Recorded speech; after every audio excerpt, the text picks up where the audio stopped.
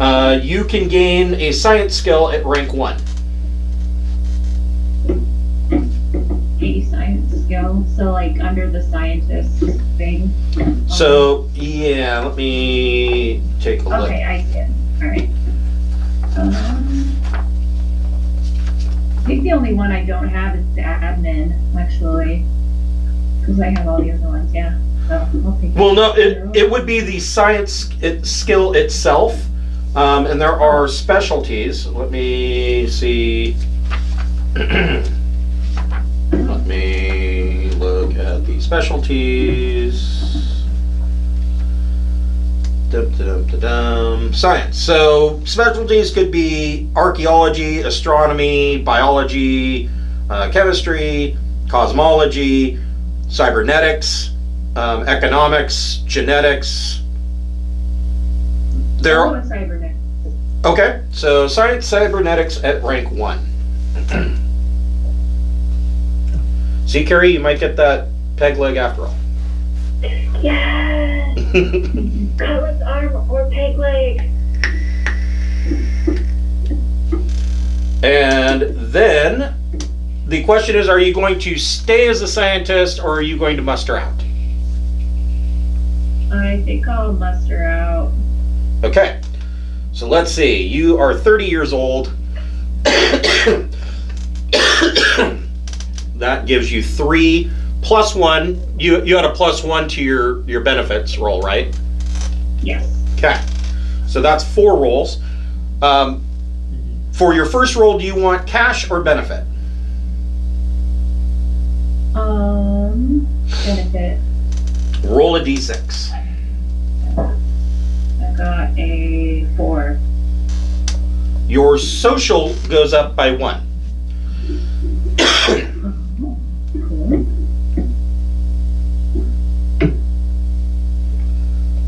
For your second benefit, do you want cash or benefit?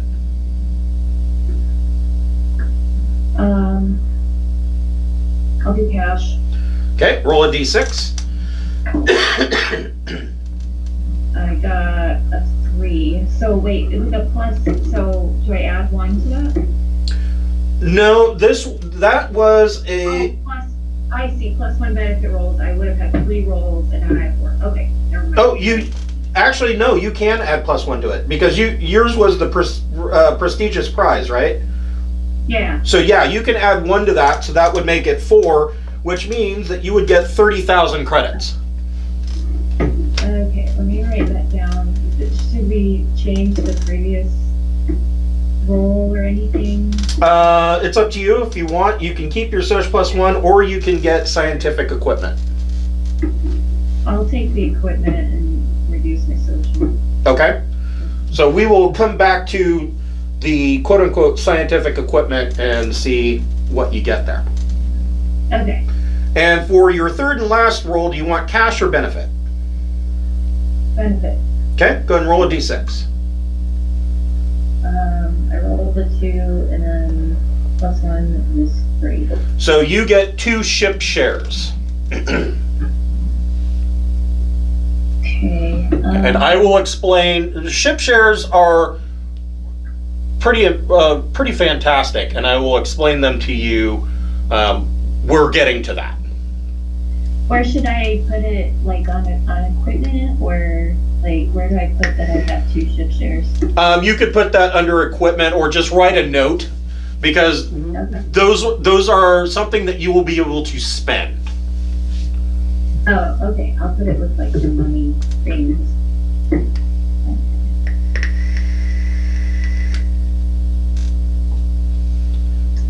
Okay, so you're 30 years old. Are you going to start life as a traveler at 30, or do you want to do another term in another career?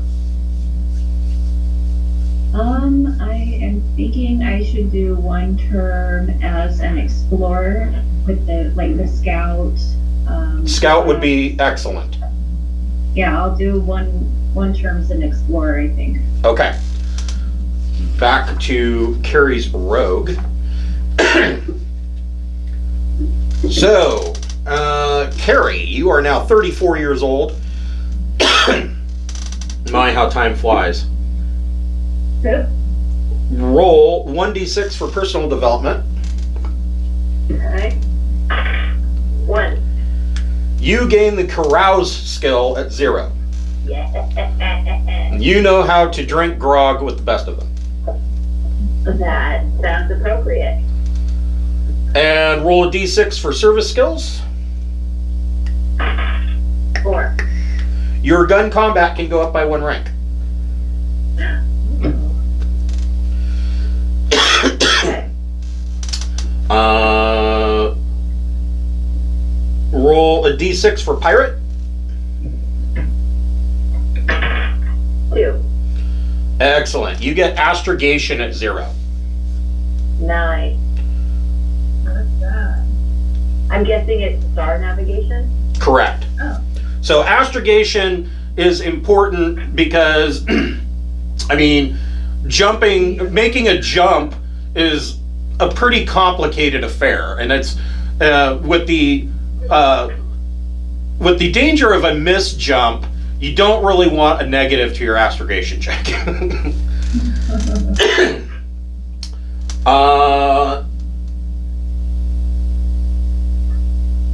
Go ahead and roll 2d6 plus your intellect modifier. You want to get a 6 or better.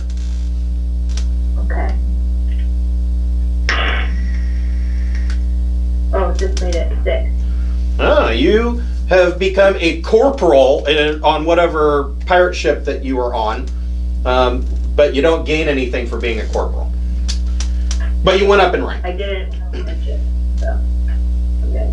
You went up in rank, which means actually you do gain a benefit. It gives you an additional roll on the benefits, mustering out benefits. So the last question is, are you going to stay as a rogue to the age of 38, which means that you're going to have to roll on the aging table, or do you want to muster out and begin life as a traveler?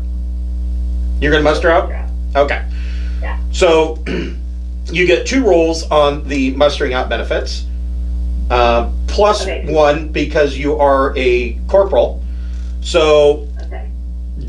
for your first roll, do you want cash or benefit? Benefit. Go ahead and roll a d6. 6. Your dexterity goes up by 1. Okay. For your second roll, do you want cash or benefit? Cash. Roll a d6. 6. Ooh, you get 100,000 credits.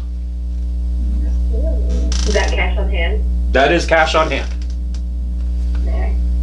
The pirates just pulled it out of the little petty cash lockbox. There you go. There you go. And your third and final roll, do you want cash or benefit? I want. I feel like 100,000 is probably okay to start with. Yeah, that's pretty good. So I'll do benefit. Okay, roll a d6. 5. You get a suit of armor. Ooh. So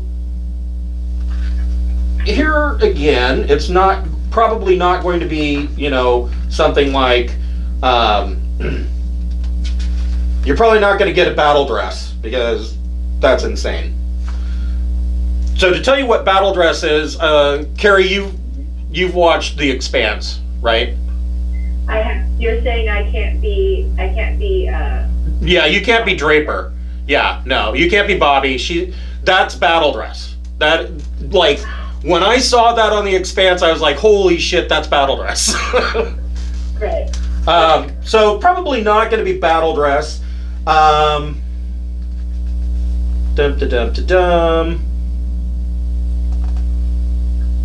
I would say, so on page 94 is armor. I would say that you could have up to combat armor. Okay. And we will say up to TL12 battle armor, or combat armor. I'm getting there.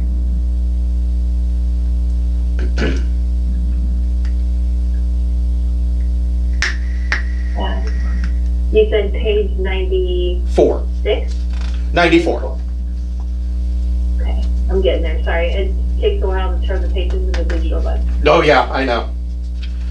If I want to pick up a hard copy, do I only need the core rule book, or do I need the companion too? You really only need the core rule book.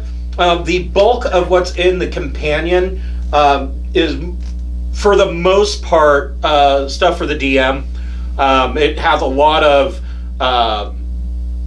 optional rules, and it covers stuff like, it's like the DMG. It covers stuff like, well, you know, what happens if they're in this particular type of environment, or, you know, what if the planet has these traits, how does gravity affect them, things like that. So you would only need the core rule book, really. Okay. If I have, like, for lack of a better term, proficiency in vac suits, does that mean that, like, do I need to pick one up, or is there one on board? Usually there's going to be, you know, the ship's locker. So here's the thing about a ship's locker. There's never like an inventory. You don't say, well, the ship's locker has this many of these and this many of these. The ship's locker is something for the referee to go, oh, well, you need, you know, a basic spacesuit. It's probably in the ship's locker. It's basically a catch-all for the DM to be like, oh, yeah, that's a standard piece of equipment. You're going to have that. Okay. So, yeah, there's going to be a basic spacesuit, you know, in the locker or hanging in the airlocks. But, like, combat armor up to TL12 requires that you have vac suit 0. If not, you're at a -3 to anything that you want to do in the armor. Okay. I'm going to, I guess, would there be a reason not to take the TL12 combat armor? Not that I can think of. Okay, then I'll take that. Okay. So, on your character sheet, Yeah. at the top for where you have your armor, put in combat armor. The protection for TL12 combat armor is +17. That means it's going to ignore the first 17 points of damage. Okay, so protection is 17. Okay. TL is 12. Okay. Rad is 145. 45, okay. So basically what that means is that combat armor will protect you up to 145 for radiation. Oh, okay. Kilograms is 16. Okay. And that is all you would need. It requires vac suit 0, which I'm pretty sure you have. Yeah, I have vac suit 1. Awesome. So this combat armor will also act as a spacesuit. Cool. Okay.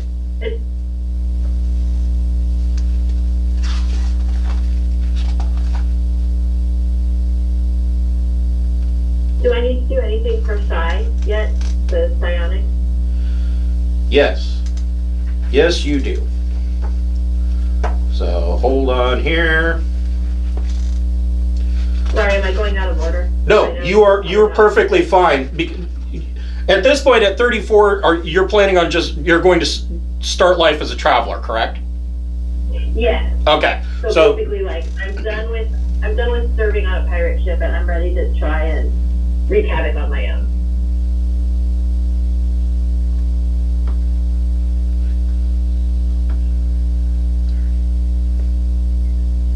Okay. So roll 2d6 -4. Uh-oh. That would be 0. That can't be good.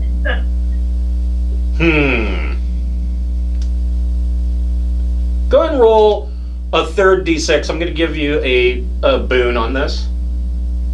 Okay. 4. Okay. So on your character sheet where it says psionics or PSI, put 4.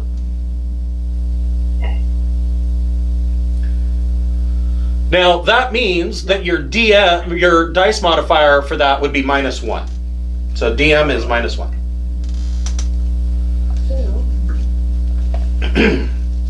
Now, you decided that you were going to be a human. Yes. Training in an institute normally costs 100,000 credits. However, if you want to be a Jodani, I would waive that fee. Okay, no. Okay, let's do it. Okay, so you are a Jodani human. Now, then we get to pick your psionic training. Now, the first thing to keep in mind is that telepaths are the most common type of psion. If you choose telepathy as your first talent, you gain it automatically and you don't need to roll. Okay. So if you choose telepathy, you would gain life detection, mind link, teleempathy, read surface thoughts, send thoughts, suggestion, probe, assault, and shield. You get all of those. And you find that on page 197. And each of those abilities has a certain psi cost. So you have 4 points, which means that you could basically use life detection 4 times before you need to rest to regain your psionics. Okay, so you don't have to choose ahead of time what of those things you have. It's that you get all of them. You get all of them, but you can only use them 4 times before a long rest. Right, because they cost 1 psi point. But for instance, you would never be able to use the assault skill because it has a psi cost of 8 and you only have 4 points. Okay. Now there are drugs, for instance, that will give you a boost to your psionics potential, which that can be purchased, later. But just raw, you wouldn't be able to cast assault because it costs more than you have. Got it. So then, hold on here.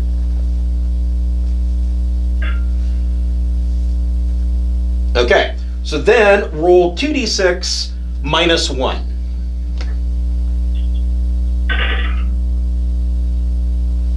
Eight. Okay. Where was that when I needed it for Sci-fi? Right. So, let's see here. Hold on, I'm looking at this here.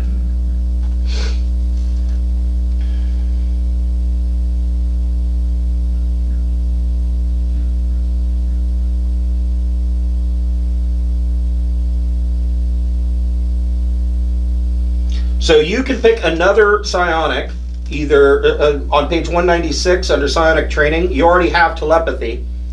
You can pick clairvoyance, telekinesis, awareness, or teleportation.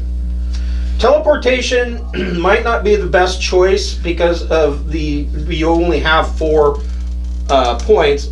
However, teleportation only has a cost of 2. So maybe it wouldn't be that bad. Okay. Let's see, I'm getting there. Telekinesis is a great one because you can grab stuff with your brain. Yeah, I was thinking I'd prefer telekinesis, just in general for utility. Yeah. Yeah, telekinesis is definitely a good one. That gives you telekinesis. Telekinetic punch is a good one. Microkinesis. You can actually manipulate microscopic objects with your mind. So you could pick locks or microsurgery just by thinking about it. And then, of course, my favorite, pyrokinesis, where you light shit on fire. Not in the spaceship. Oh no. Yeah. I think. Let's see, telekinesis, pyrokinesis. Yeah, you get all of that. Oh, okay, yeah. That's part of it. And then is awareness a new one? Yes. Oh, awareness would be a new one. So go ahead and roll 2d6, and this time it is -2. Okay. Well, 10. Okay. You can pick another one. Clairvoyance, awareness, or teleportation. I think awareness. Okay. Okay, wait, so I gotta write this down. So telekinesis. I think you're the first Scion character that we've rolled that had more than one ability. That's gonna be pretty awesome, actually. I'm a pirate Jedi.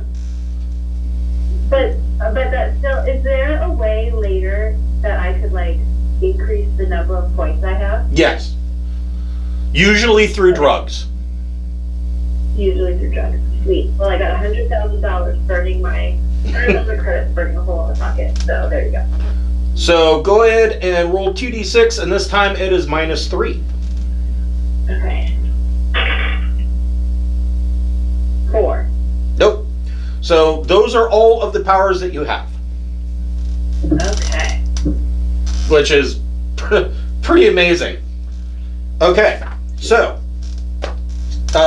Cameron, you are a 34-year-old scout. Roll 1d6 for personal development. I got a 3. Your endurance goes up by 1.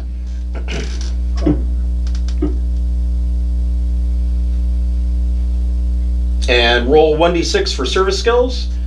I got a 1.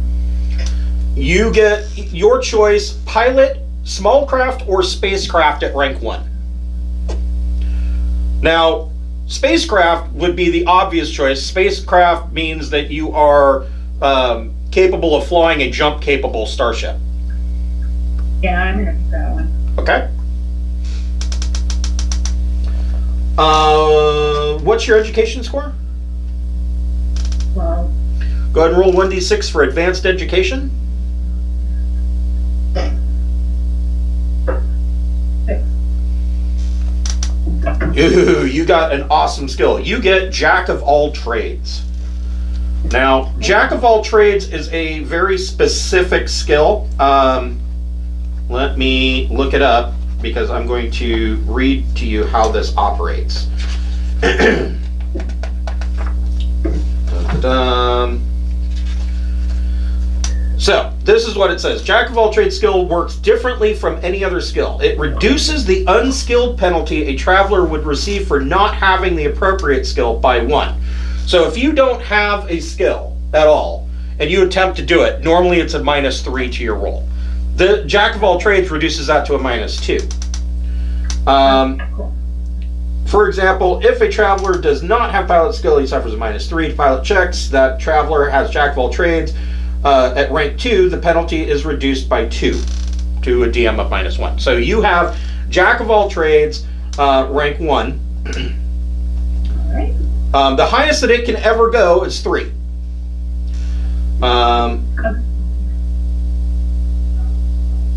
So yeah, you have Jack of all trades 1. That is actually pretty awesome. Go ahead and roll 1d6 for Explorer. 3. You can raise Engineer by 1. Alright.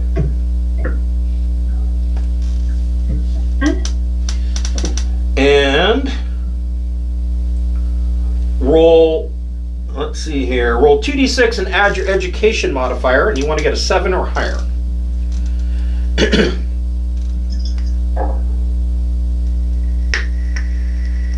8 plus 2 is 10. So yes. Okay, so your rank goes up to the title of Scout, and that means you gain vac suit rank 1. Cool. And then the question, of course, are you going to spend another term to go to the age of 38 as a scout, or are you going to muster out and start life as a traveler? I think I'll muster out and start life as a traveler. Okay. And then after that, are we going to do the scientific equipment? Or? Yes, we will do that. So Okay, cool. for mustering out, do you want cash or a benefit? I'll take, how many rolls do I get? I just get one, right? Correct. Okay. I'll take,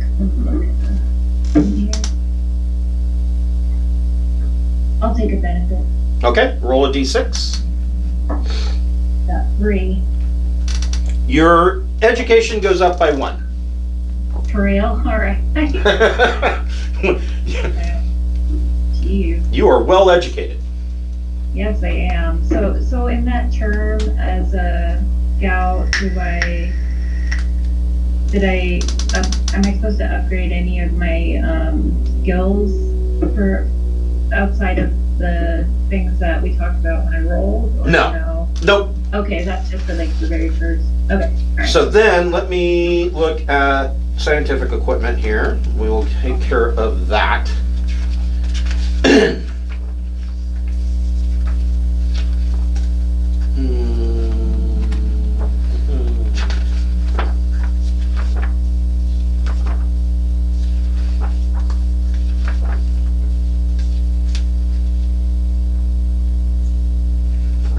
So scientific equipment, if you look at probably starting like page 108, that's medical and care supplies. There are sensors on page 110. I don't necessarily think that survival gear would count. Let's see here. On page 115, there are scientific tools that you could have.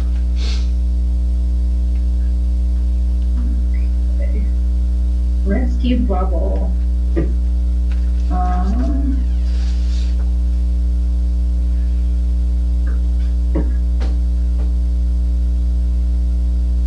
I would definitely think that scientific equipment would classify as scientific tools or toolkit, which allows you to do testing and analysis. We will get to a point where we will be spending money to outfit your character. So if you want to buy medical equipment and whatnot, we can do that at that time. Okay, gotcha.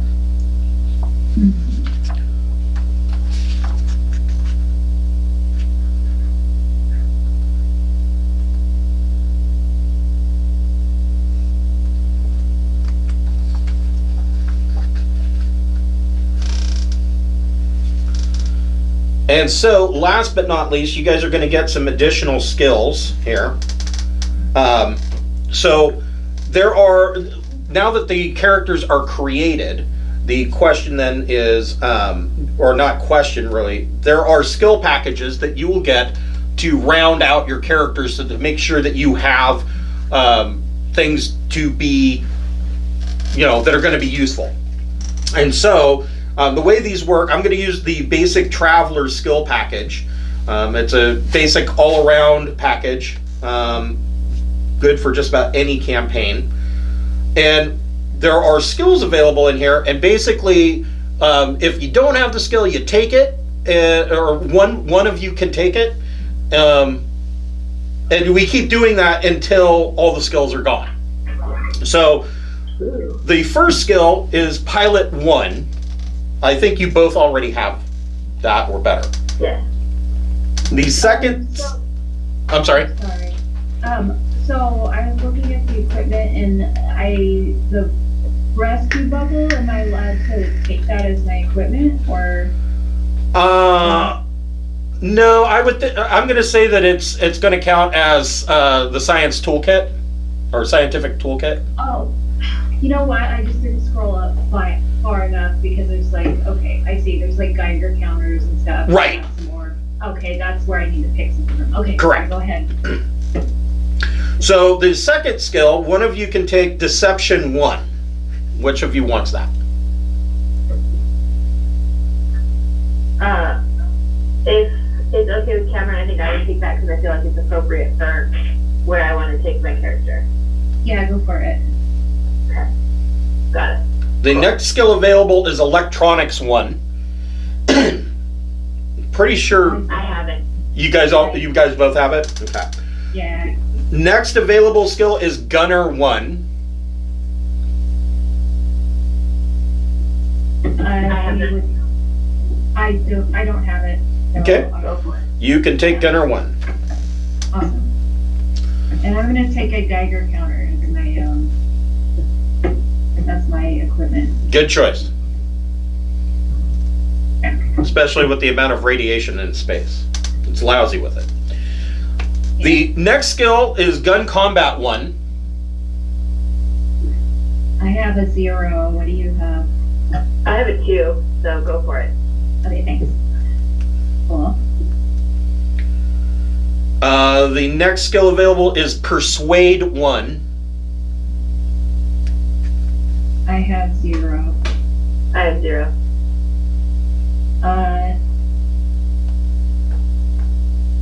Can I You want? Yeah, I was gonna say either that, or if you want to see what else is out there and then decide, that would be fine too. Okay, I think I'll take it. Cool. The next skill is Stealth 1. Is that okay if I take it as a rogue? Go for it. Cool.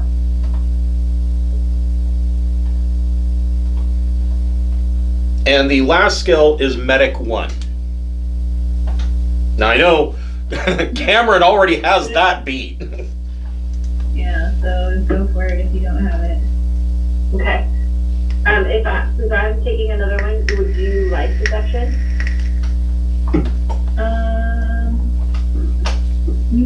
Not particularly. You can keep that. Okay. Okay. Hold on just a moment. I'll be right back. And this means that there'll be someone that can heal you too. Yeah, that's true. That's important. Because it's never good to have exactly one healer, because then they get through. Mhm.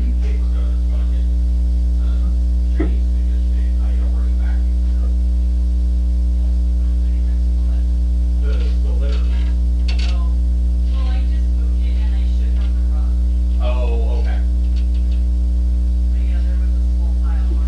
Yeah. All right, so next, we are going to take a look at ship shares. And I will explain how these work. So, currently, and I will put a link to this in the chat.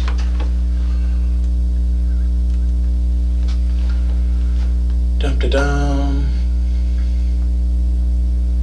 Wow.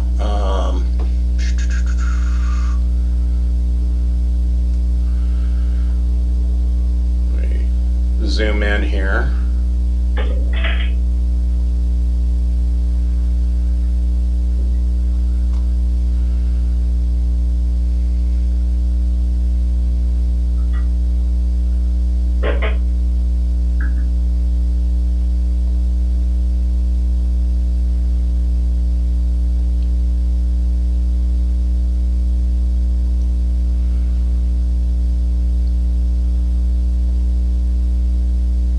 So in the chat is a link to the Traveler map. This is an interactive map that you can scroll in and out. This is the original Traveler universe. And currently you are in the Heratus system, and it has a scout base.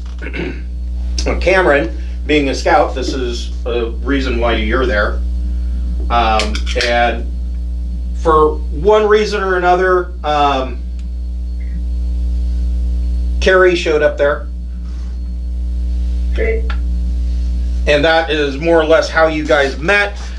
The scout service is going to give you, and I use the term give a little bit loosely, they are going to give you a scout Type S Scout Courier ship. And basically what this means is that you are going to be given this as the ability to explore and to send information back to the Scout Service. You are free and able to go wherever you choose. You're not under any specific mission parameters or anything like that. And of course, the ship costs money.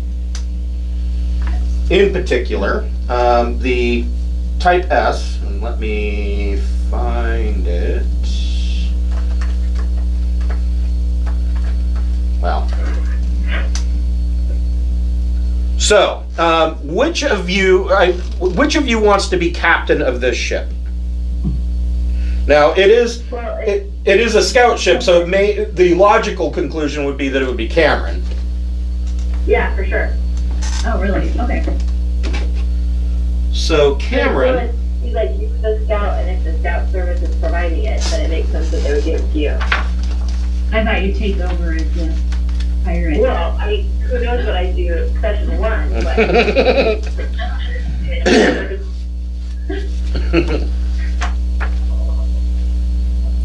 So the first thing that we will determine is Cameron, roll 2d6.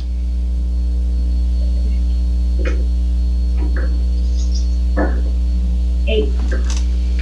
So this scout ship is between 31 and 40 years old.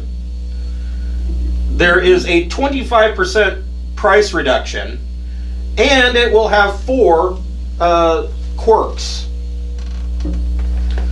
So you guys will want to write down these quirks. Let's see here. It is under the other column. So Cameron, roll 2d6.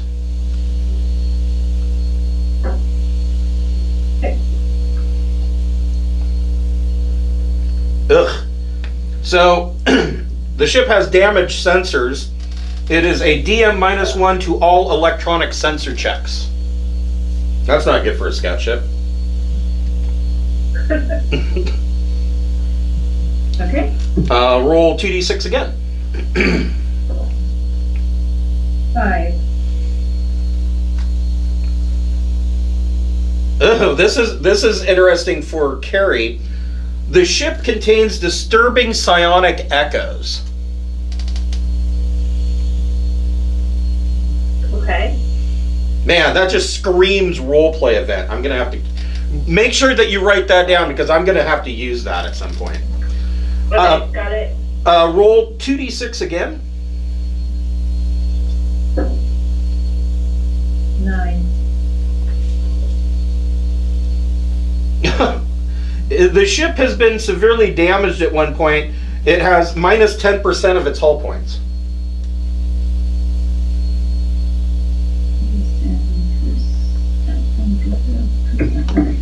Which would mean, so let's see here, Scout Courier has 40.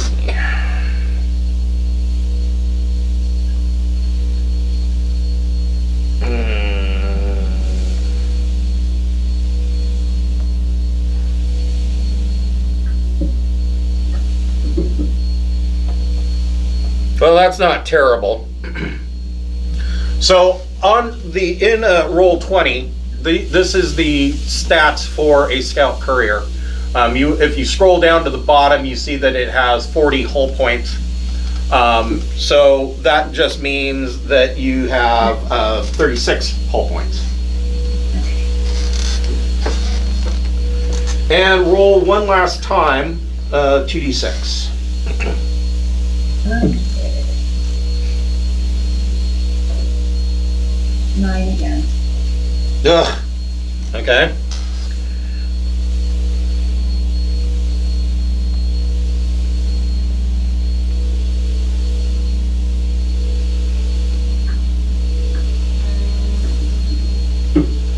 So actually, the ship has 32 hull points. All right.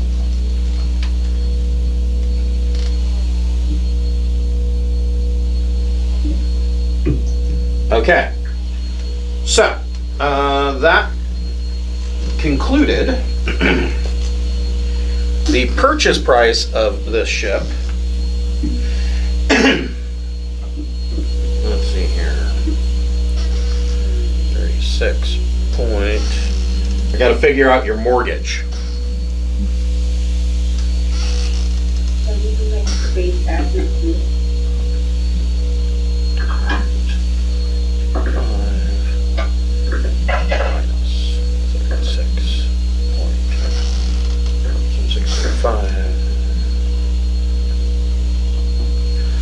So the purchase price is 27.57 million credits. Now, between the two of you, so Cameron, how many ship shares do you have?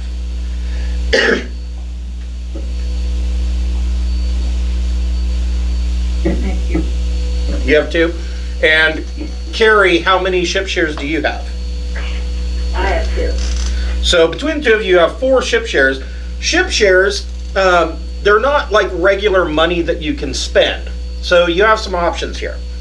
Each ship share is worth 1 million credits towards the mortgage of a ship. So you could reduce the price further by 4 million, bringing that down to a 23 million credit mortgage. That's a wise move. Individually, if you hang on to them, that means that you receive a yearly stipend of 20,000 credits, both of you, each, if you hang on to the ship shares. So basically, those shares mean that you own a 1 share for each one. You own 2 shares on a ship that is traveling across the universe, and you gain dividends of 10,000 per share as an investment. Or you can spend them to reduce the price of your scout ship. A third option would be that you could spend those ship shares to actually purchase equipment for your ship, such as weapons. I think I'm gonna use 1 share for reducing the price and then keep the other one. Okay. I don't know, probably buy some stuff for the ship.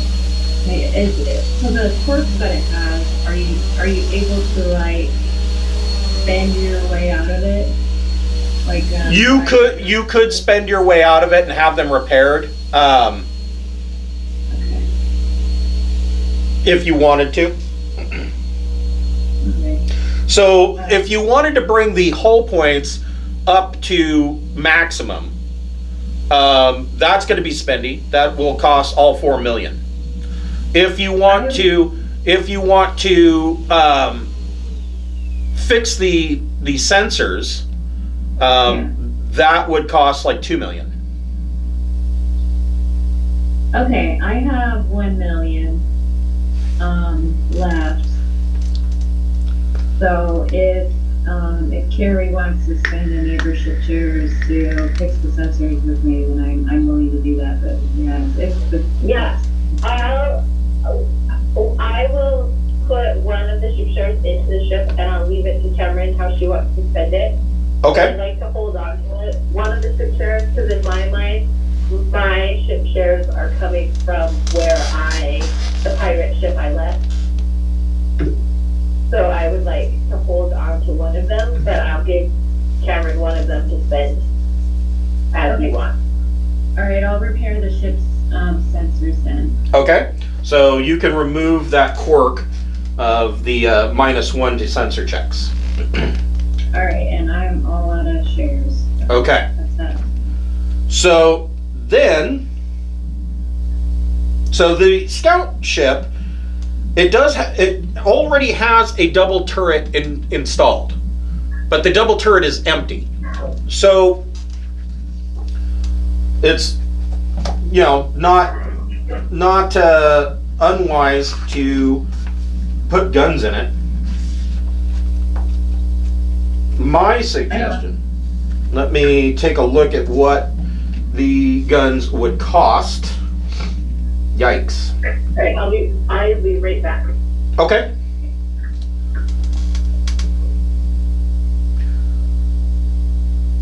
Dum-da-dum.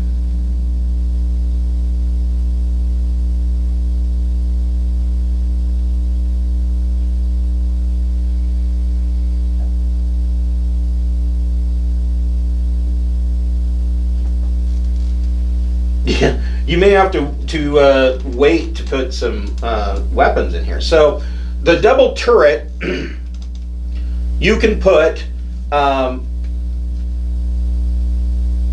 basically you could put a beam laser. My recommendation would be a beam laser or a pulse laser. Pulse laser is probably better, but it's also more expensive. Now, a beam laser. 2 beam lasers are, if you purchase them used from a shipbreaker, you're talking about 500,000 credits. So 500,000. Okay, I have 30,000. Well, you can add that to the mortgage. Oh, okay. I would like to do that, yeah. I'll do Okay. that. Okay, so hold on here. Yeah.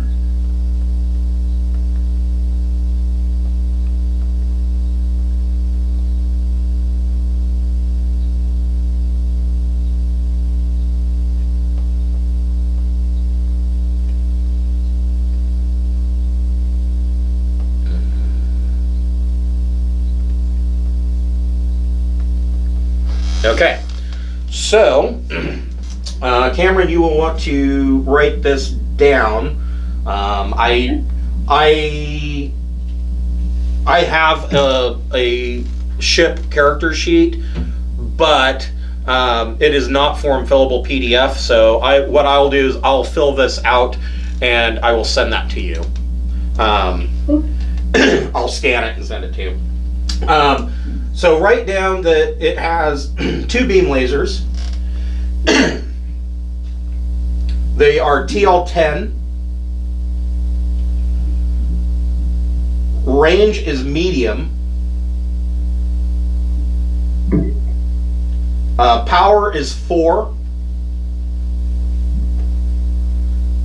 They do 1d6 damage.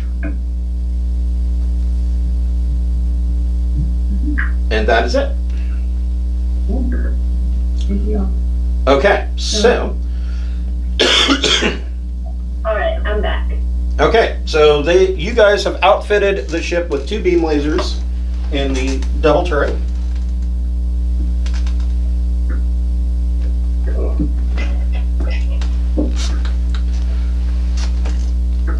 And your mortgage is 27 million or 27.0704 million. That is paid off over the time of, I believe, 40 years. Let me double check this.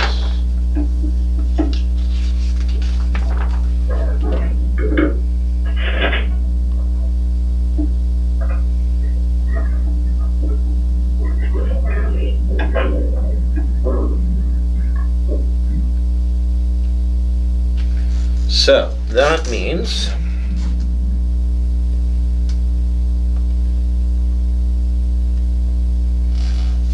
your monthly payment is 0.68. So 680,000 a month in is your mortgage. Yeah, ships are eye-wateringly expensive. But that's why you're a traveler, so that you can make money. Now, of course, there is the possibility that you could, skip out on the debt, and that can create all kinds of interesting situations. The ship also has a maintenance cost. And the maintenance cost, things like, air,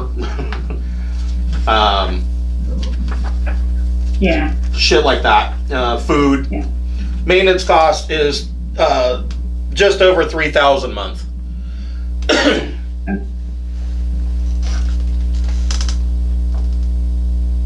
So that is your ship. So the last thing on the list for characters is you will want to give your characters a name. What? Wait, we will want to what? You cut out there a little bit. You'll want to give your characters a name. Oh, okay. And you'll want to name the ship.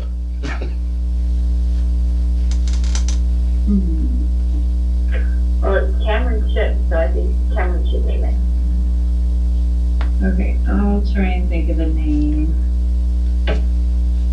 Crap.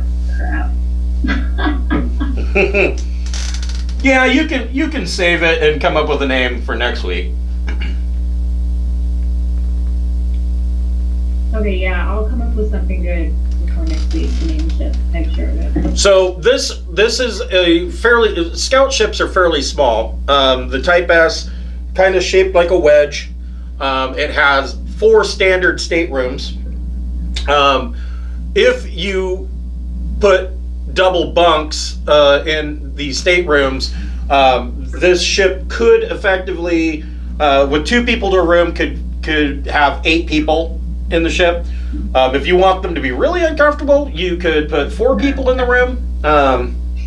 It'll be a tight fit. And 16 people on a ship is going to be a 100-ton ship. There's not going to be even room to breathe if you have that many people on here. It's going to be cramped with, 6 people. But Okay, so, yeah. But it's fairly quick. It's got a thrust of 2, and it is capable of jump 2. So it can in a single jump travel 2 parsecs.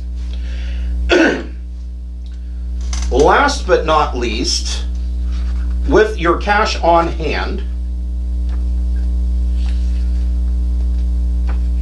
Now let me double check what is the law level of Heratus.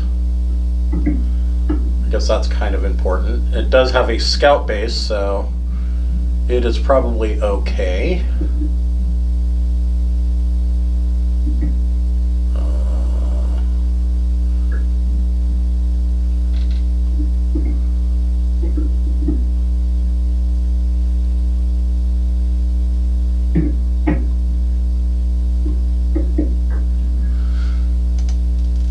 So the interesting thing about the Heratus system is that it has the highest population of Aslan in all of the Imperium.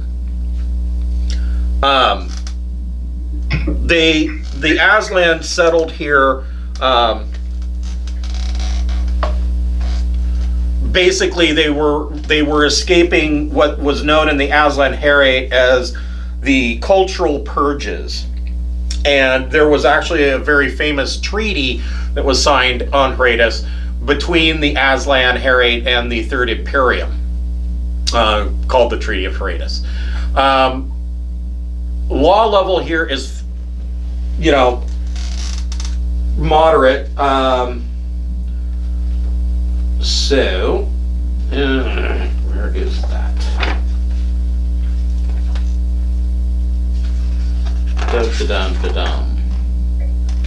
So, with starting on page 94, you guys have some cash between the 2 of you. You can purchase equipment if you would like.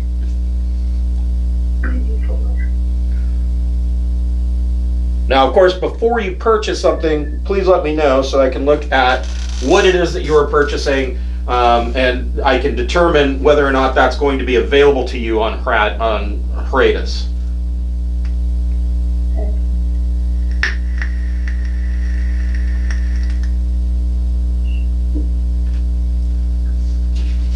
So, like, Carrie's character is pretty decked out as far as armor goes. Yeah. But I think he said. But Cameron probably wants something. Yeah. Let me see here. You would be able to purchase on Heratus, up to Ablat armor, ablative, if you wanted.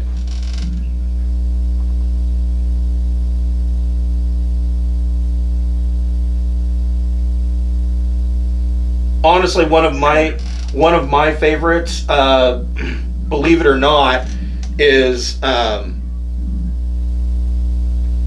TL10 cloth armor.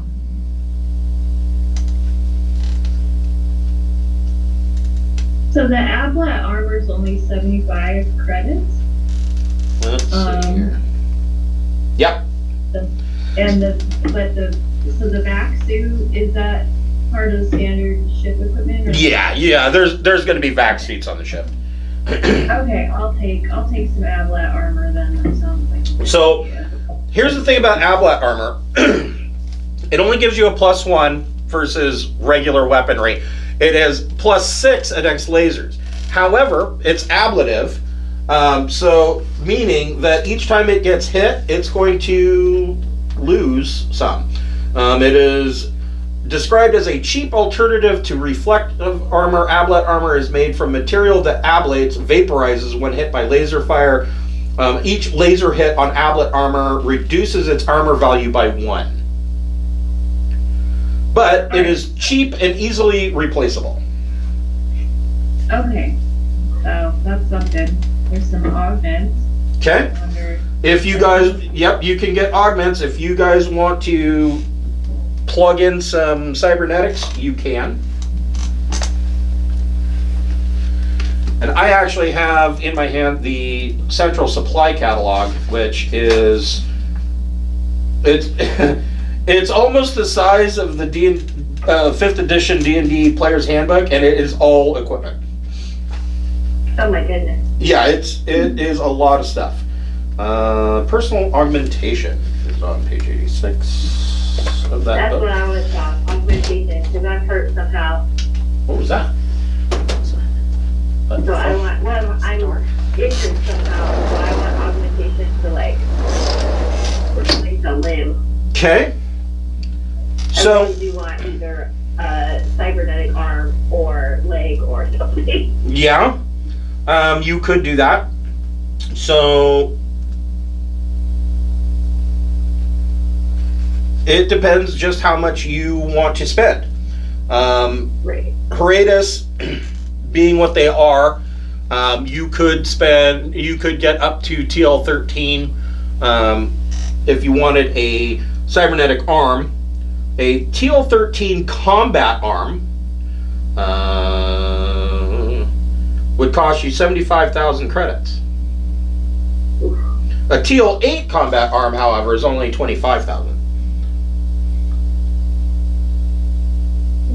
I don't know. I'm saving up for some drugs, for anti-aging drugs. Maybe I need to focus on that. Well, you're 34, so you don't really have to worry about that too much just yet. And the whole point of being a traveler is to gain money. Right. Okay. So let's see here.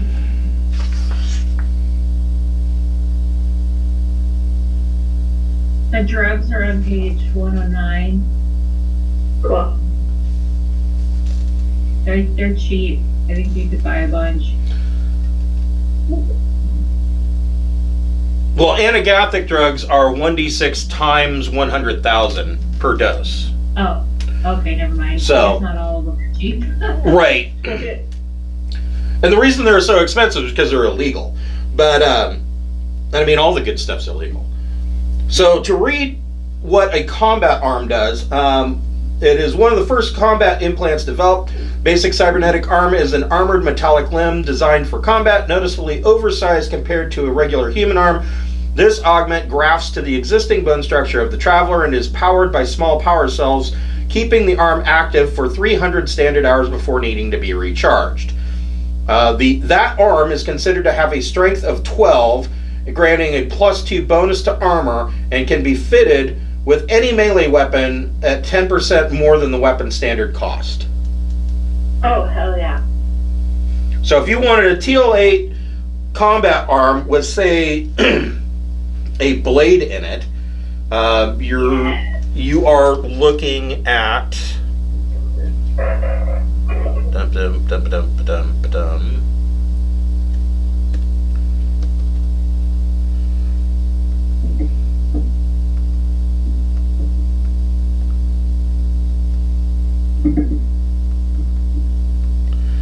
so you would be looking at 27,500 credits, and you could have a combat arm with a blade in it. Yes. Okay. Is that what you're wanting to do? Yeah, that'll leave me with 73,500. Okay. I should use some of my money to buy a gun, right? So Yeah, that would be a good idea. Yeah, definitely.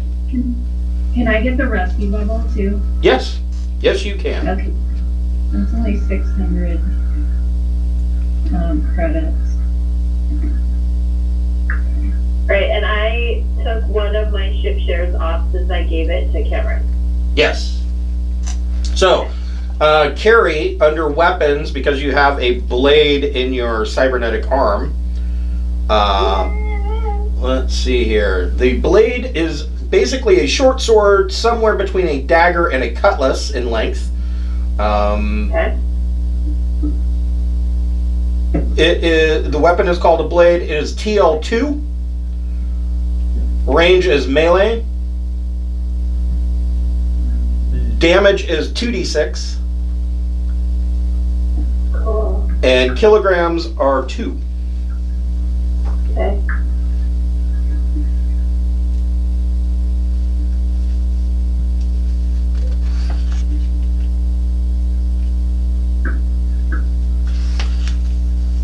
And of course, you can purchase more cybernetics or augmentations if you would like. For now, I think just the one. Okay. But I'd like to. Oh, So I have side drugs here. Let's. A Gauss pistol. Gauss pistol is a good choice, and it's capable of auto too. I just remember that Gauss rifle on Fallout. That was the best. Yeah, they're crazy. Let's see, is there anything else we want? Should we have illegal drugs on our ship, or are we gonna get in trouble? So, yeah. So side drugs. Let's see. what page is that? So I'm actually looking in the central supply catalog, Oh. and I'm trying to find out. Oh, here they are. So, Carrie, if you wanted to buy side rugs, the first thing you need to do is roll 2d6 and add your social. Oh, you already did that. So.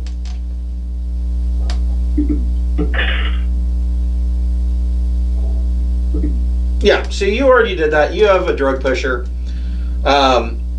You can purchase double strength side drugs for 4,000 credits. That would be for one dose. Okay. When you take that, let's see here, it will temporarily increase your PSI points by 4. Man, I wish I had rolled better on that. Okay. So, let's see here.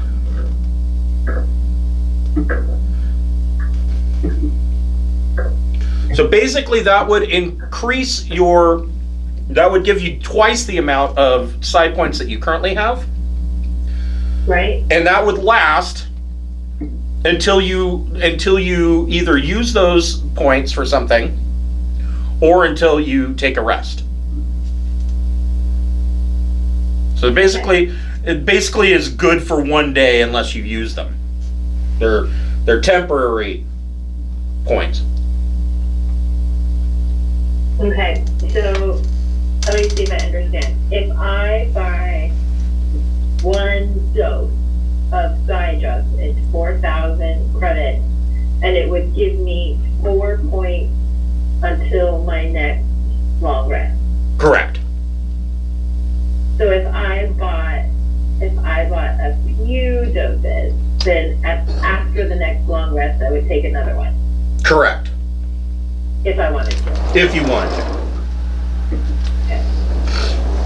All right, and I'm looking at the med kits, and there's like 4 levels of them. Can I buy whichever one of those I want, or?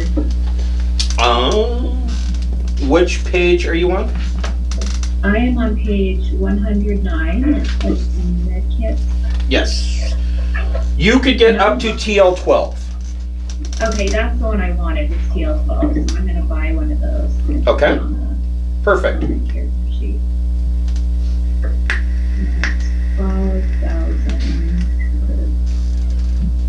And I'm gonna get 2 doses of Psi drugs Okay. so that I have 1 for day 1 and a backup, which brings me down to 65.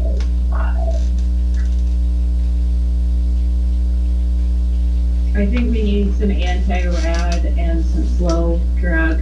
Oh yeah, to- definitely. Anti-rad will remove any radiation run into, and slow drug will like put you in suspended animation. Is that right? Yeah. Essentially, yeah. Okay. So I'll get a couple doses of slow drug and a couple of anti-rad. So that's 20. Let me see. That's 3,000 from my money.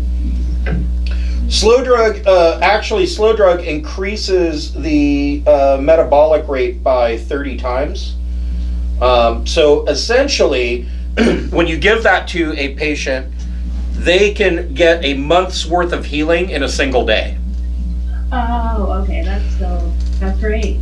The fast drug is the kind of the reverse of that. The fast drug puts them into suspended animation, slowing the metabolic rate down to a ratio of 60 to 1.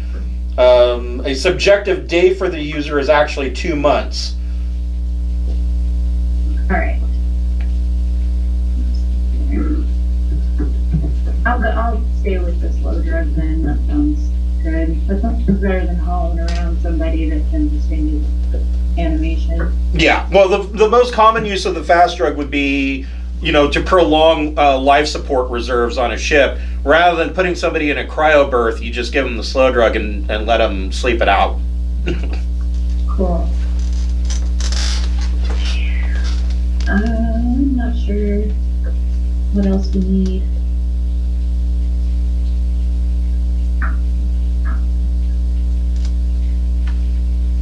Anything else that you need can be purchased, of course, later.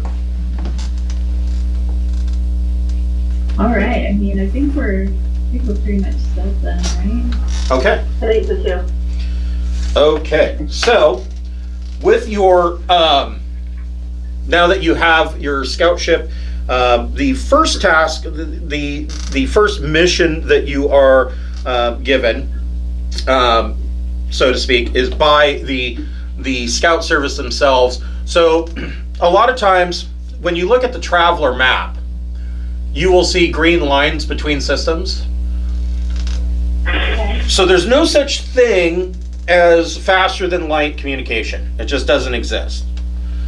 So when people want to send a message, say from Heratus to the system of Prime, they basically write out their email. It is uploaded into a computerized container. These things look like big for lack of a better term, they look like a keg of beer, but they're all electronic, and that data is encrypted and put into this data container. It is loaded on a starship, and the starship travels physically to the location and unloads the data container, and then it is parsed out to whoever purchased it. The same, of course, is true for physical packages. That is usually, these green lines are the travel routes of what is known as an X-boat. An X-boat or express boat is a very small craft that travels at extremely high jump rates and travels along these routes delivering packages. You'll notice that not every system has a green line. For example, there is Calixcuel that is just to the left of Prime by 2 parsecs. They do not get regular mail service.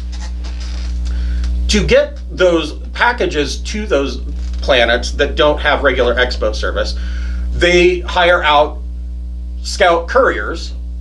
Sometimes they hire out free traders, and those traders deliver for a nominal fee. They deliver the mail to those planets.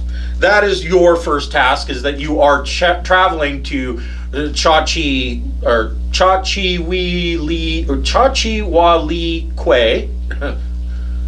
Mayans and their phonetics. Oddly enough, the name of that planet is actually a Mayan goddess, and translated, it actually means traveler. Cool. And so your first mission is going to be to deliver these couple of these data containers to the planet because they don't get regular service. And so when you enter jump space, no matter how far you are traveling, it is always 1 week time in jump space. It's just the physics of the jump drive. So you get to make your first roll as a astrogator. Who wants to make the astrogation check? I think you have I don't have any skill. You do? Yeah, so that's me. I have astrogation 0. Okay. So you would roll 2d6 plus your EDU modifier. Okay. And you want to get an 8 or better. Oh, I don't know if you should tell me. Don't, never tell me the odds. Exactly. I got 7. Okay, so Right. one of two things can happen. Okay. You can either attempt to make the astrogation check again at a +1 because you're taking your time, or you could just say, to hell with it, we're going to jump and see what happens. So I think I'm gonna take my time. Is that okay, Cameron? Yeah, go for it. Okay. There we go. Let's see. 10, 11. Okay. Oh, so the extra +1. All right. So you are successful, and you are able to plot out your course, and you guys jump. Now, jumping is actually an engineer jump drive check. So, who has engineer? Probably I both. do. I have 1. And Oh, I just have 0, so go for it, Cameron. okay. How many d6 I roll? 2? Yep, 2d6 plus your EDU modifier plus what your rank in the skill.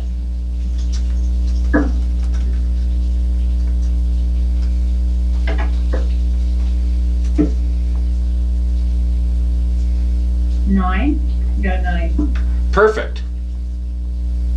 Hold on just a moment here.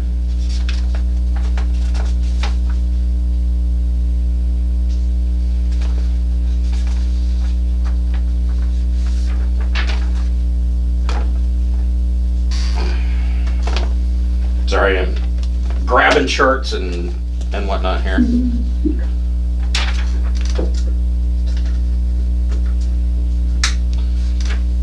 So with your successful astrogation and successful jump, that puts you in the prime system,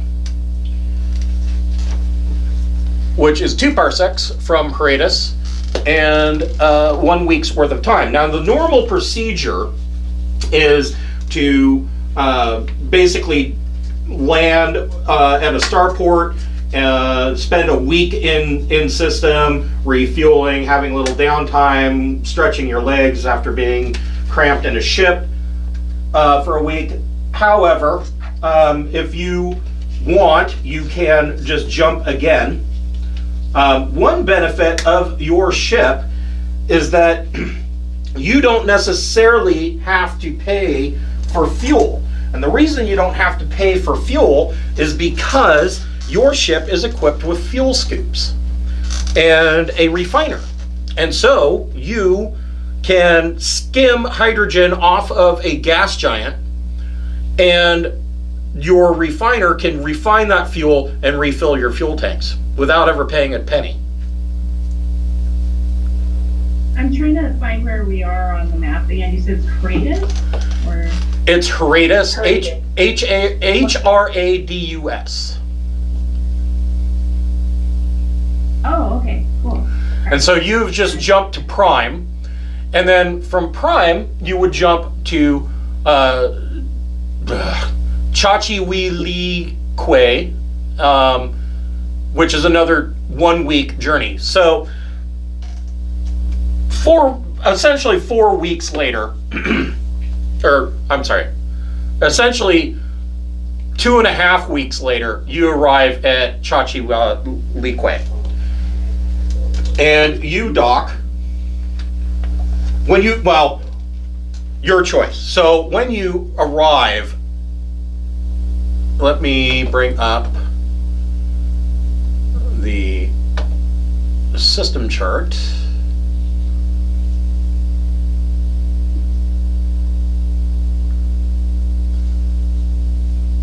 So this is what the planet looks like out the viewport of your ship.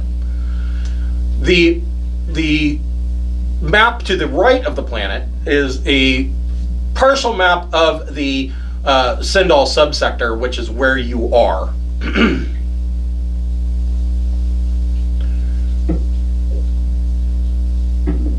And at the bottom, your sensors bring up a diagram of the world. Now, the reason why it is these little triangles is because if you fold those all together, it will create a sphere. So this is the entire planet.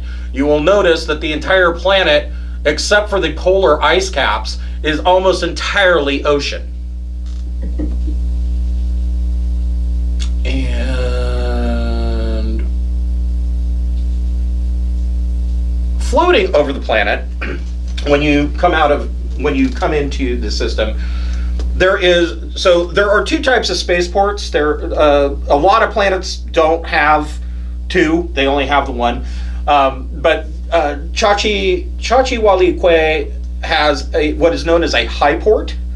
So there is a satellite station that is in geosync orbit over the planet, that for ships that are incapable of landing on the planet, they can dock at the high port, unload their cargo, and then the cargo is shuttled down to the planet itself. Your ship doesn't have to dock at the high port. It's up to you if you want to dock at the high port.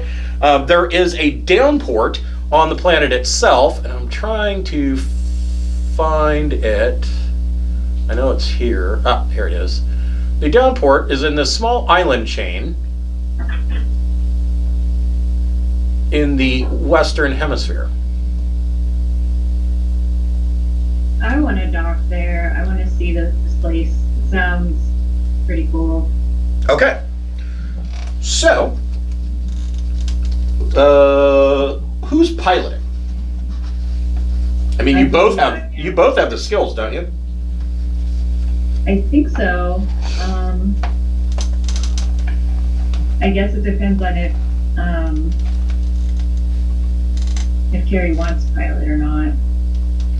It doesn't matter. I'm only +1, so if you're more than that, by all means.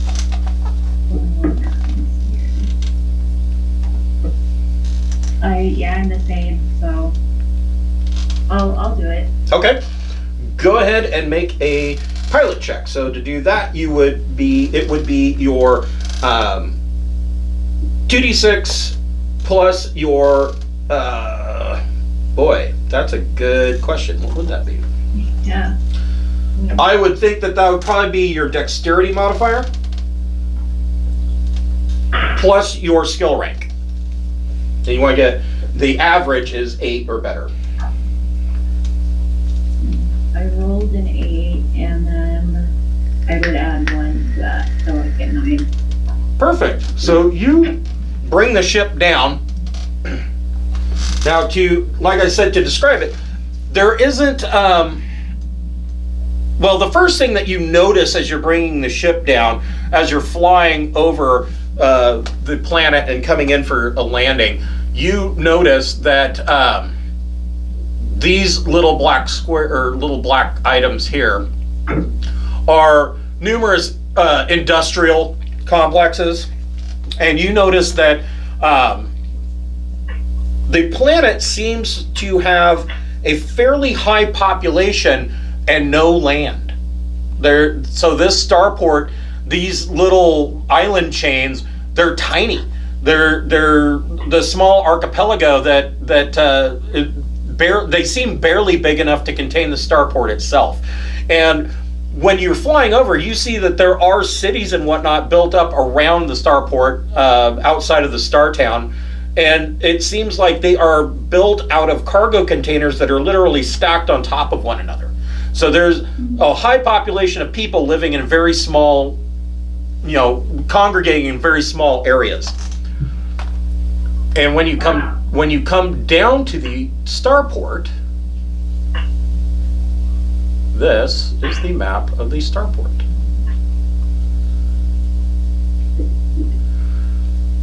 So if you scroll down, you'll see that there are landing pads. That is where you dock. There is a when you step off of your ship, you're immediately hit with cold sea air, and it's quite refreshing since you've been in jump space for 2 weeks and crammed aboard this small craft.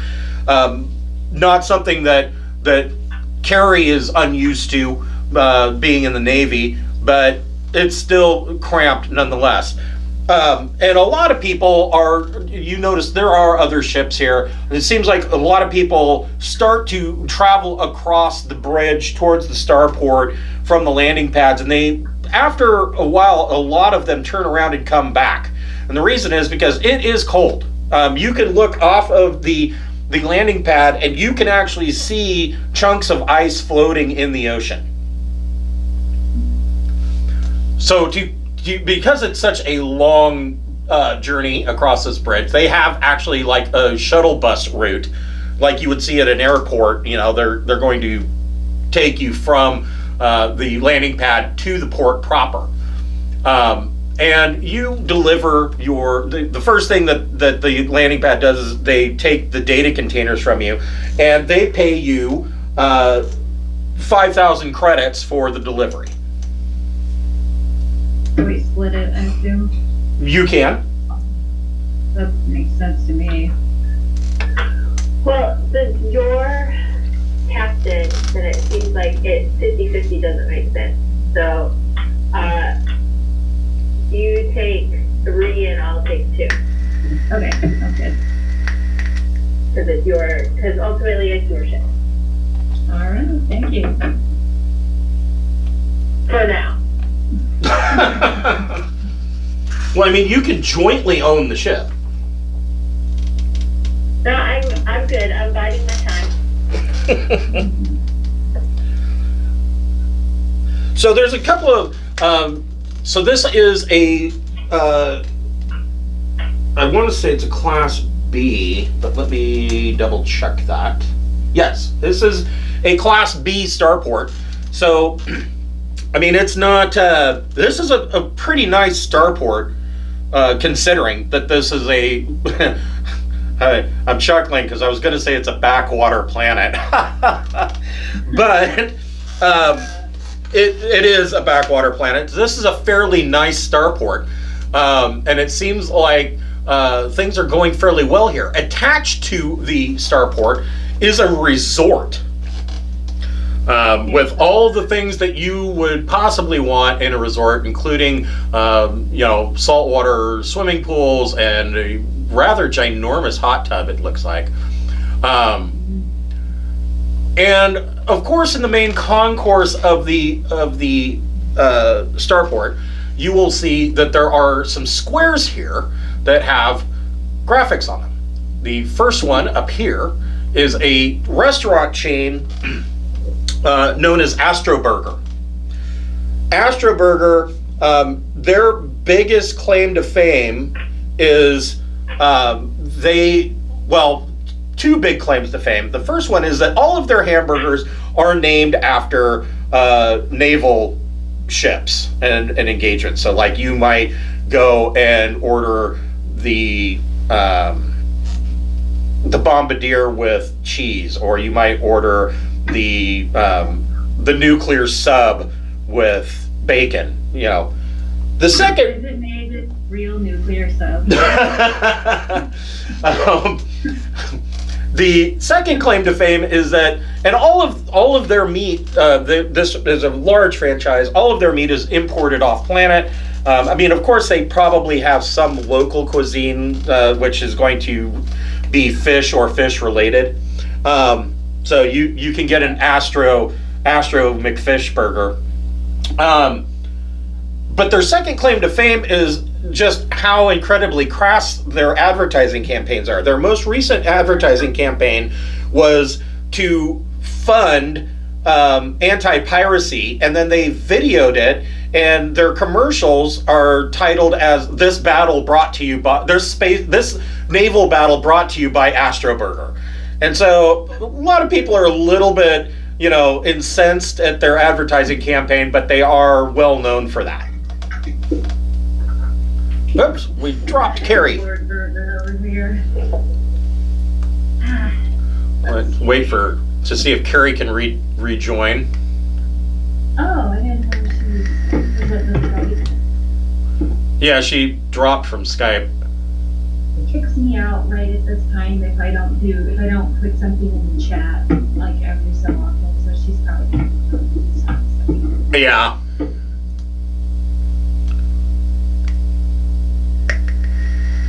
Is there any Soylent Green at the Astro Burger? Is cannibalism? This burger's made of people. Yeah. Is cannibalism taboo in this world, though? Do you know? Well, I'm sure it probably is taboo. Cannibalism is generally frowned upon pretty much everywhere. Okay, so that's our assumption at this time, is that I can't buy any mysterious meats. Right. That's okay. I'll try it some other time. Whoa, we lost Carrie completely. Oh, really? Yeah. Oh, she said her Skype went out and she's going to rejoin, so.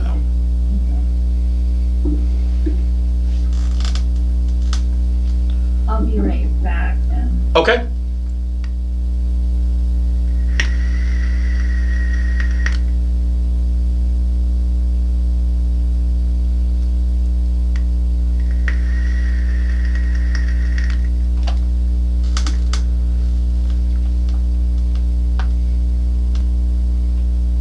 There's Carrie.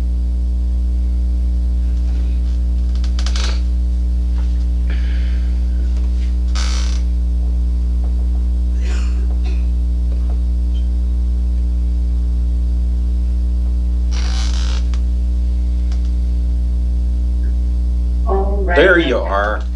Cameron stepped away for just a moment. We paused. Sorry about that. No problem.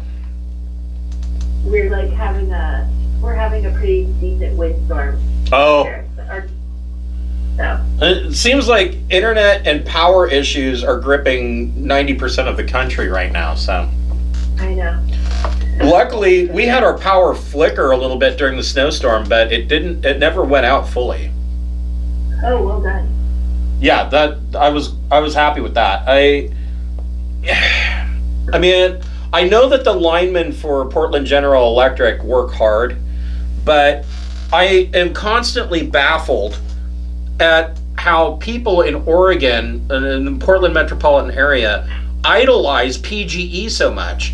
I have lived in this area for 40 years, and PGE has the same exact problems every year because they do not do the due diligence during the summer months to go out and trim a lot of these limbs away from their power transformers. And so then winter hits and the entire grid goes to shit. I just find it baffling how all these people are like, oh, PGE is so great. No, they're not. They're garbage. Yeah, no doubt. You know, now I live in Vancouver. I'm on a totally different grid and a different utility company. And I'm like, yeah, this works. This is how it's supposed to be. Totally.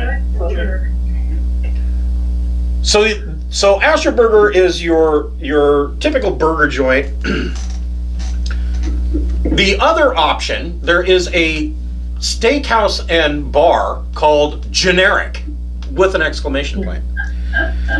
Generic's claim to fame is that everything they sell it's not great, it's not awful, it's right in the middle. And they actually, when you order a beer from them, it comes in a white bottle with black print on it that says beer. And their food is pretty much tastes the same way. So if you're wanting a refined palate, this is not the place. But no matter what planet you're on, or no matter what starport you're in, when you walk into a Generic steakhouse and bar, it's always going to look the same. The carpet's the same, the layout of the building is the same, everything is the same, and you always know what you're going to get. Like TGI Fridays. Basically, yes. It's a lot like TGI Fridays or maybe Applebee's. You know, every single one looks exactly the same. Okay. All of the waiters and waitresses have the same amount of flair. The other location in the Starport, there are two others, and I need to zoom in. Oh, actually, I have something for this. I have handouts. Let's see here. So here is the logo for Astor Burger, and I will show to players. I don't know if that worked. Cool. Did that work? Yep. Okay, so that is the logo for Astor Burger. And then this is the logo for Generic.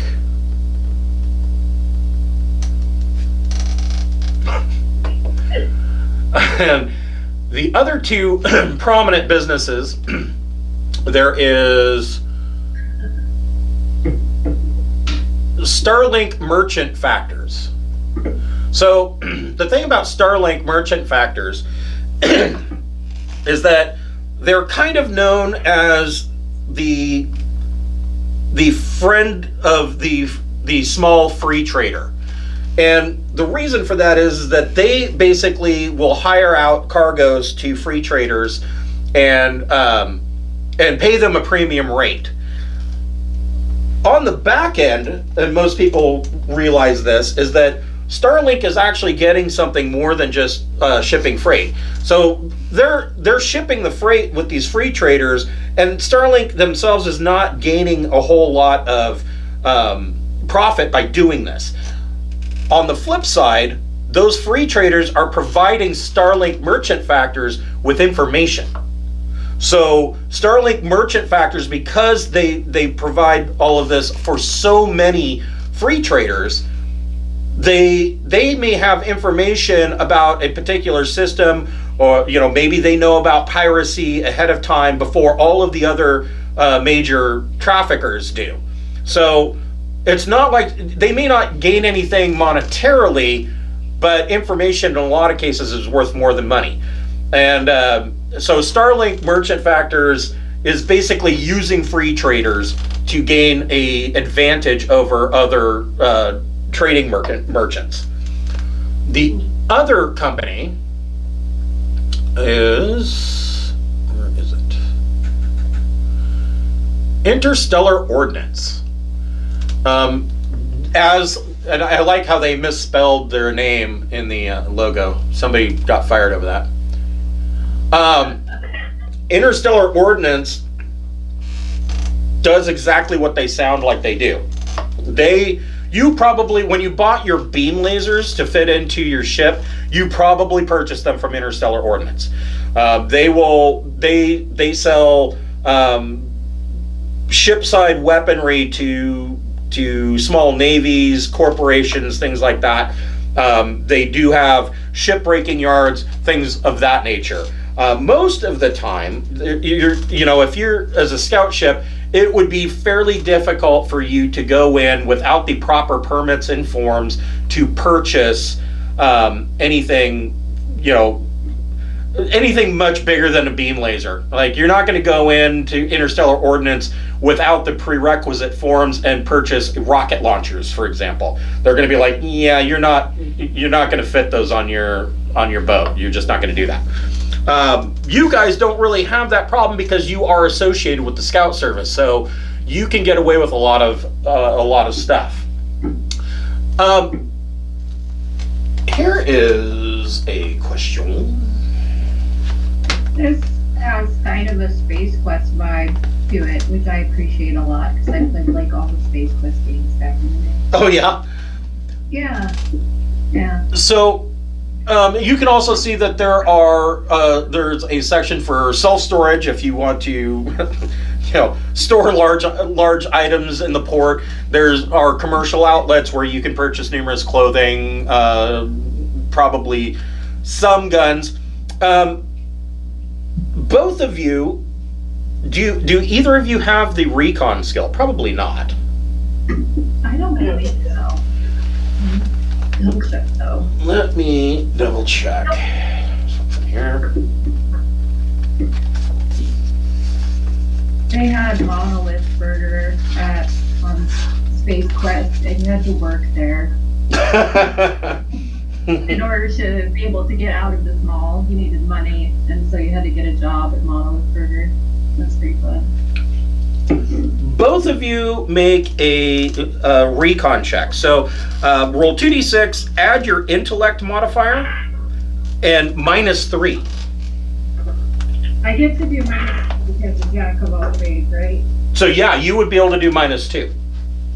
I took Jack of all trades too when I had my choice.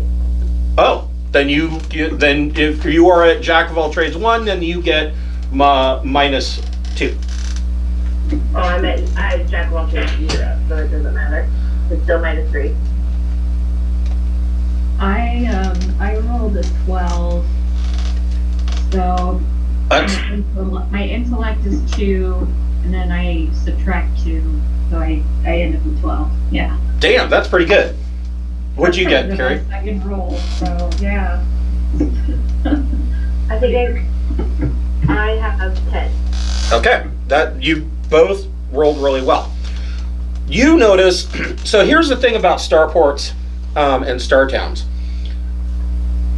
A starport is considered to be imperial. It doesn't matter where it is. It is the property of the Third Imperium, and it would work the same way. If you were in another section of space, if you were in the Vargar Extents, the spaceport would be considered government property. It's part of the Extents. It's not a part of the planet. As such, the law level for the Imperium means that you can walk around, with pretty much, you can walk around with a gun on your hip, and you up to combat armor. You're not going to walk around the starport in battle dress, for example, but carrying a sidearm is not anything to bat an eye at. with your recon check, you both notice that that is not the law level of the entire planet. As soon as you leave the starport and you are on the planetary property, the law level is 7. And that means that you are not allowed to carry anything bigger than a blade. No pistols, no shotguns, no... actually, you can carry a stun gun or a blade, but no assault rifles, no machine guns, none of that. That is right out. They have a fairly strict law level on Calixcuel. How many ounces of liquid can we carry? We have to take off our shoes. So you spend probably a day in the spaceport. The first question that I have is: are you going to bus yourselves back to your ship, or are you going to get rooms in the port resort? How much does the resort cost? That is a very good question. It is 100 credits a night. That sounds good to me. I would like to experience it. What do you think? That's fine. I was going to say I'm perfectly comfortable staying on the ship, but I can also use my carousing skills at the resort. That's totally fine. Yes. The port resort, of course, has everything that you could possibly imagine. They have a large casino, like I said, humongous pool, and a jacuzzi that is literally as big around as my entire apartment. And they have, like I said, a casino. They have fine dining, shows. It is far and above what you would expect flying over the planet. When you flew over the planet, the normal people don't live like this. Carrie, make a... Well, hold on. Before I do that, I'm going to create a new initiative list.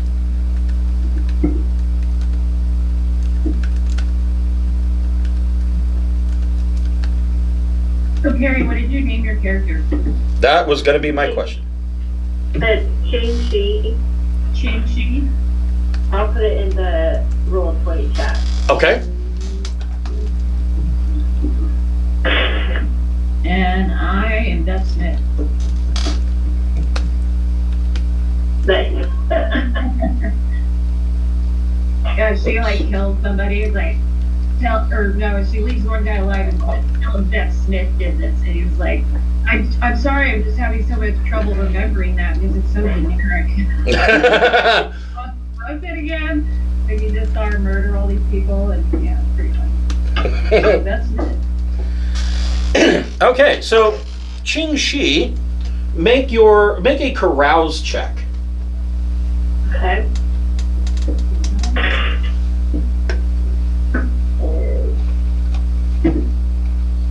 So I have 0 carouse, but it's on my list. So is that just a straight roll? So you would roll 2d6, and I would say you can roll go ahead and add your social modifier to that. Okay. So that is, then it's 9. Okay. Just made it. You, with your carouse check, you learn a couple of things. You're out boozing it up and dancing with people in the port, and you hear some rumors that the first rumor that you hear, and you can confirm from having flown over the surface of the planet coming in for landing, is that Calixcuel is overpopulated, terribly so. People are living on top of each other on these small island chains. There are some some cities that are literally floating in the ocean itself. The spacer that you're talking to knows a little bit of history about the planet, and at one time, thousands of years ago, Calixcuel was a part of the Sindalian Empire. The Sindalian Empire, or for the official name, the Star Dragon Sindalian Empire, was a empire in the Trojan Reach that pretty much ruled the entire area, and this was actually during the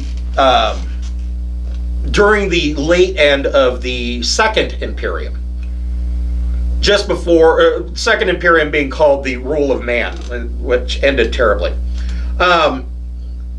And for a long time, the Sindalian Empire was pretty fantastic. They had high technology. It was a good place to live. But they ended up with some emperors that kind of went Caligula and batshit insane.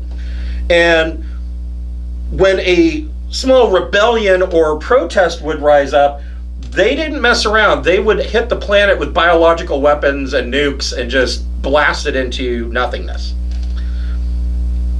As such, that kind of thing actually happened here, and the cities on Calixcuel used to be underwater on the floor of the ocean, and many of these were damaged or destroyed by the Sindalian Emperor, and before the complete collapse of their empire. The rumor that you hear is that the local government has a big project that they're working on, and they're actually going to try and restore one of these cities.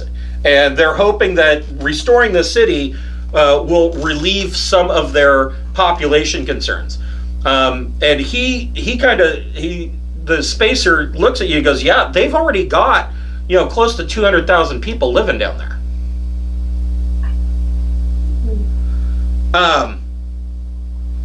It is about that time that a gentleman comes in and kind of overhears the conversation that you're having, and he says, is either one of you a skilled engineer? And the guy that you're talking to says, nope, that's not me. I'm actually a gunner. And he turns around and walks off. And so this gentleman turns and looks at you, Ching Shi, and says, would you happen to be an engineer? I know that you traveled here on a scout ship. I would assume that you have some engineering expertise. So I don't have a penalty for engineering. I'm at engineer 0. That's good enough. Is that considered? Yeah, I'm good enough. Okay. Yeah. He definitely considers that to be a perfectly. You know way more than he does. Is basically. Okay. He says, I would like to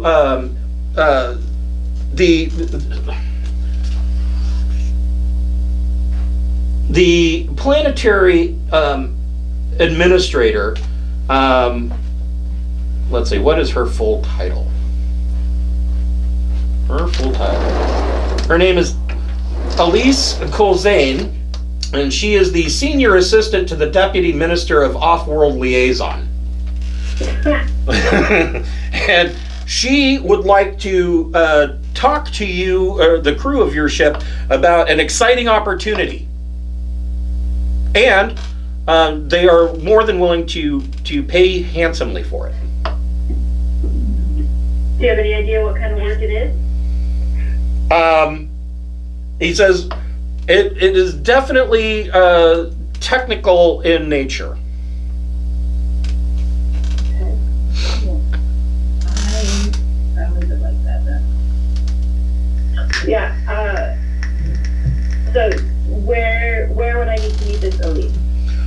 He directs you across the concourse to an administration building that is over the security offices, and in the security and customs offices.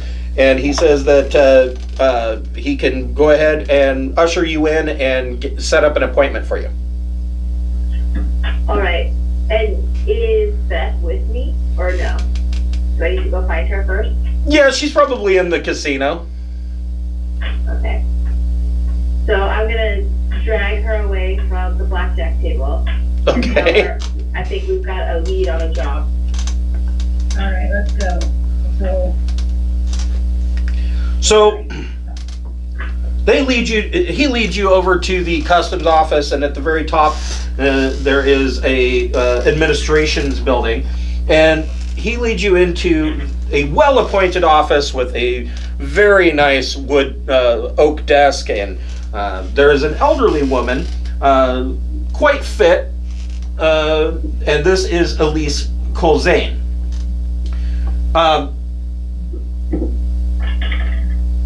She says, "Oh, is this the crew that you found?" And he says, "Yes.